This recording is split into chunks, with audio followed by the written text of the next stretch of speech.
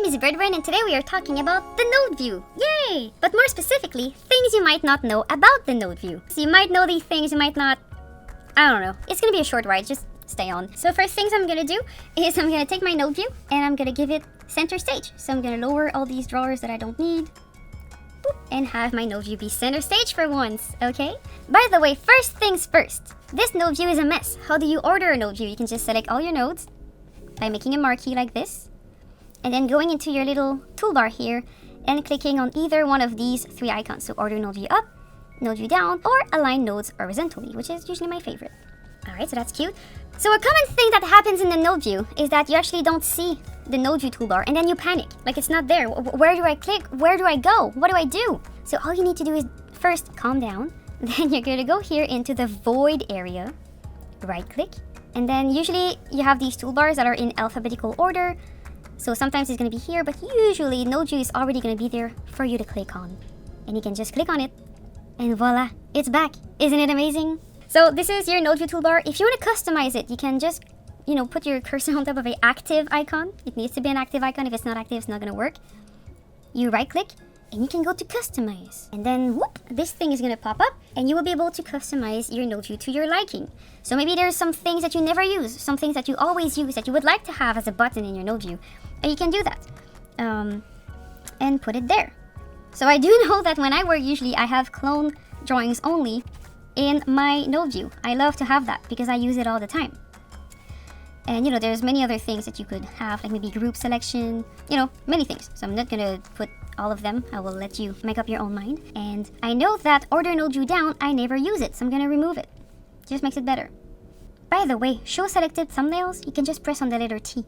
You can select your nodes, and if you press on the letter T, it's gonna show you the thumbnail, and if you press again, it's going to hide them.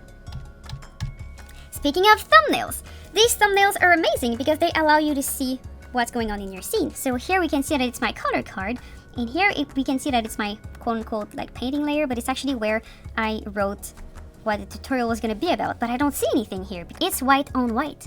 So what you can do with this little window here is you can go at the bottom right, and there's a little button here, and if you click on it, it's going to change the background color of your thumbnail.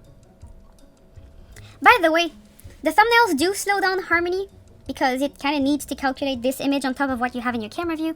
So if you're working in Harmony and you see that it's getting slow for some reason, check your node view. Maybe you have too many thumbnails open. This is true for your node view as well as your timeline. So in a rig, especially if you have many layers and like 100 or 200 layers and they all have their thumbnails showing, maybe that's why your scene is slow, okay? But going back to this thumbnail here, I don't see what's written there, and maybe I'm too lazy to, go back in my camera and look. Spoiler. What you can do is click here. There's a little triangle. If you pull it, it's gonna be bigger, and then you can see what's going on. Not satisfied yet because it's still too pixely? Don't worry, you can go at the bottom left here and you can see the number of pixels here. You can click on it and make it lower or higher. Not gonna lie, when I do compositing, sometimes I'm lazy and I do that to test either turbulence nodes or other kind of effects because I'm too lazy to render it. It works, but just remember to set it back to what it was before and, lower it and close it when you don't need it, okay? The other thing I want to teach you is like little node manipulation. So if you take your nodes here and you want to disconnect them from the composite, you can go ahead and take the cable cutter and you can cut the cables by making like a slicing motion.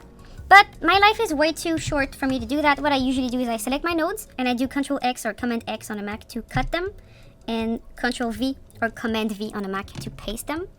And now they're not connected to the composite. I do think that the cable cutter is really useful though when your nodes are out of the screen and you want to just cut them.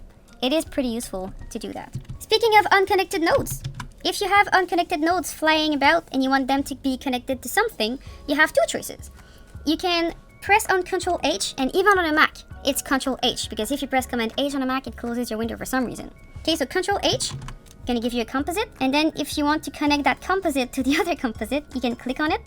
You can press on Alt on your keyboard, and then click here, and it's going to attach it. This is also true if you have many drawings. Like this, if you select them, you can then press Alt and it's going to attach them in the same order that they are to the new composite. Okay, another cool thing with the composite is that if they're linked like this, if you take this composite and you remove it, the drawings are just going to all merge back to the composite that was under it. Kind of useful. Also, if you want to add new nodes to your to your node view, know that if you go here in the little burger menu, you can find some little things and they have shortcuts. So sometimes if you want to insert nodes, they do show you what the shortcuts are. Kind of neat. I know that usually on my other computer when I add backdrops, I set it to Shift A because it just makes my life a lot easier. Also to add nodes, if you have Harmony 20 and after, so it only started in Harmony 20, you can press on Enter or Return. And then you have this little box that appears and you can just type the nodes that you want and it's going to allow you to get it. So if I get like a glow node, it's there. And if you want to insert that node somewhere, you can press on Alt on your keyboard and slide it and it's going to slide in the wires.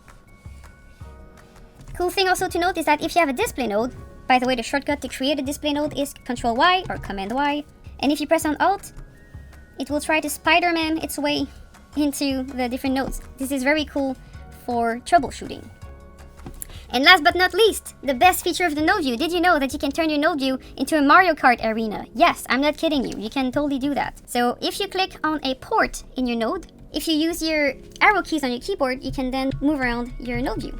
So left and right, up and down is going to take you up and down the nodes.